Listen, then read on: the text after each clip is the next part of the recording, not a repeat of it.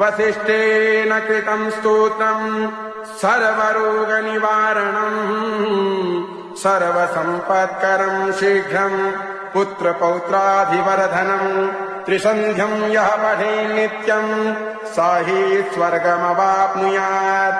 कृतेन अनेन अद्यतने आचार्य वसिष्ठ कृतम् शिवदारिद्र्यदहनस्तु प्रपाठाख्येन कर्मणाधीश्वर भवानी शङ्कर महारुद्र महामृत्युञ्जय श्री भगवत्केदारेश्वर चरणारविन्दम् प्रीयताम् नमः। श्री साष्टाङ्ग शिवार्पणमस्तु शिवायै इदम् नमः। श्री साष्टाङ्ग जगदम्बार्पणमस्तु अम्बा प्रियताम् नमः। हर ओं तत्सत् हर ओं तत्सत् हर ओं तत्सत्। गुरु केदारेश्वर महादेव की जय। सत्य सनातन वैदिक धर्म की जय। ओम नमः पार्वती पतये शिव हर हर हर